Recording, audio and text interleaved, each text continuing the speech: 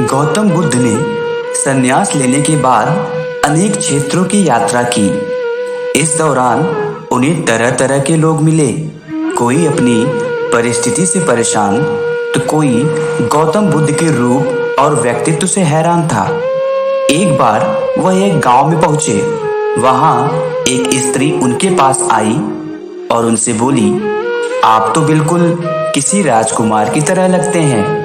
क्या मैं जान सकती हूँ कि इस युवा अवस्था में आपके गेरुआ वस्त्र धारण करने का क्या कारण है? बुद्ध ने उस स्त्री को विनम्रता पूर्वक उत्तर दिया, मैंने 3 प्रश्नों का हल ढूंढने के लिए संन्यास लिया है।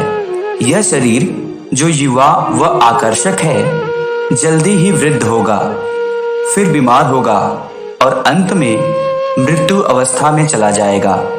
मुझे वृद्धावस्था, बीमारी एवं मृत्यु के कारण का ज्ञान प्राप्त करना है। उनकी बातों से प्रभावित होकर उस स्त्री ने उन्हें भोजन के लिए अपने घर आमंत्रित किया, मगर उस स्त्री को गांव वाले पसंद नहीं करते थे।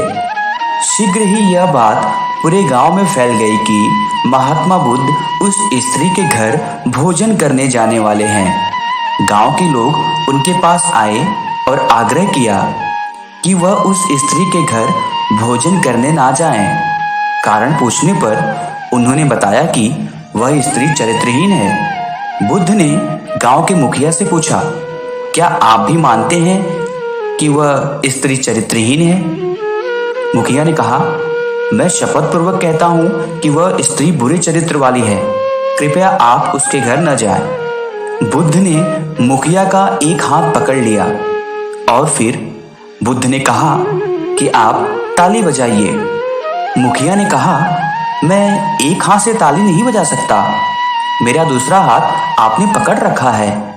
ऐसे में मैं एक हाथ से ताली कैसे बजाऊं?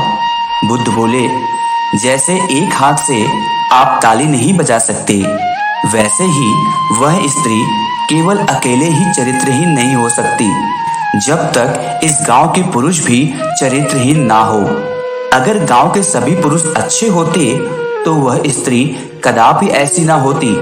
उसके ऐसे चरित्र के लिए यहाँ के पुरुष भी जिम्मेदार हैं। यह सुनकर मुखिया और गांव वाले लज्जित हो गए।